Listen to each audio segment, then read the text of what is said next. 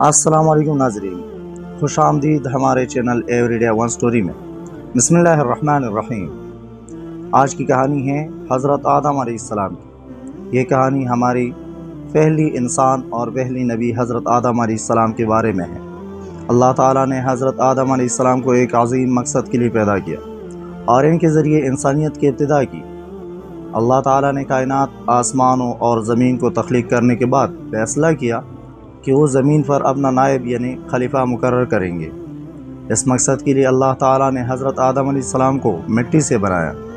قرآن میں اللہ تعالیٰ فرماتا ہے سورۃ البقرہ آیت نمبر 30 میں، اور یاد کرو جب تمہارے رب نے فرشتوں سے کہا میں زمین میں اپنا نائب بنانے والا ہوں۔ اللہ تعالیٰ نے حضرت آدم علیہ السلام کی تخلیق کے بعد ان میں اپنی روح پھونکی اور انہیں تمام مخلوقات اور اشیاء کے نام سکھائے۔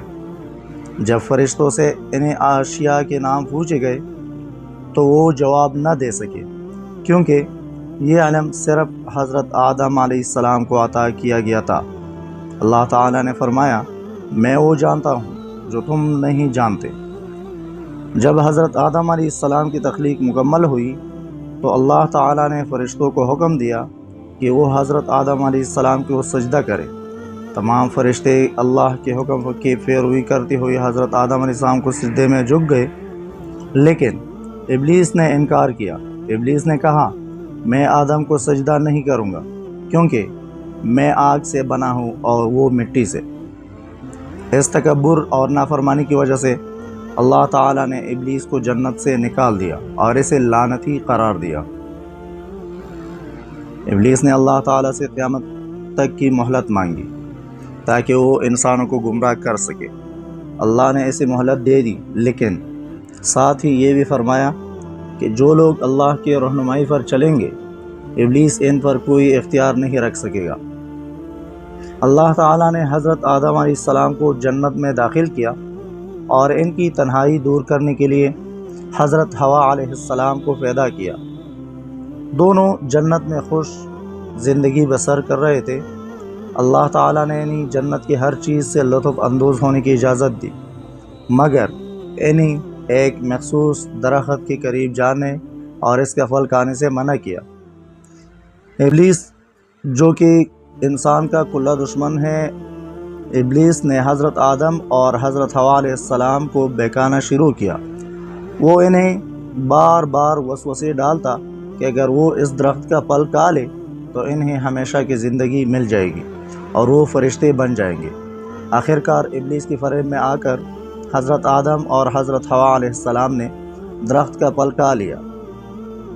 جب حضرت آدم اور حضرت حوا علیہ السلام نے درخت کا پھل کھا لیا تو ان پر فوراً ان کی غلطی کا احساس ہوا۔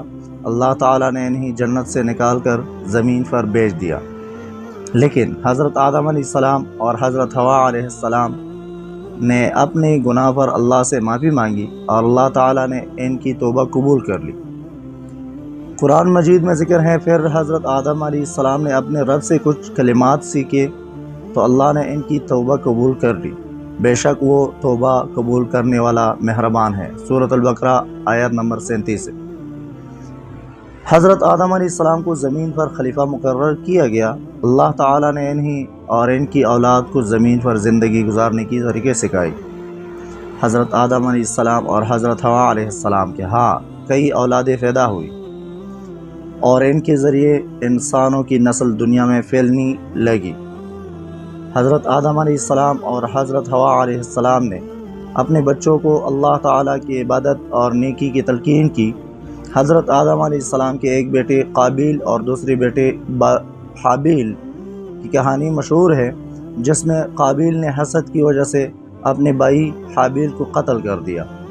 یہ دنیا کی پہلی قتل کی داستان ہے اور اس کی بعد زمین پر قتل و غارت گری کا سلسلہ شروع ہو گیا۔ حضرت آدم علیہ السلام نے تقریباً 1000 سال کی عمر پائی۔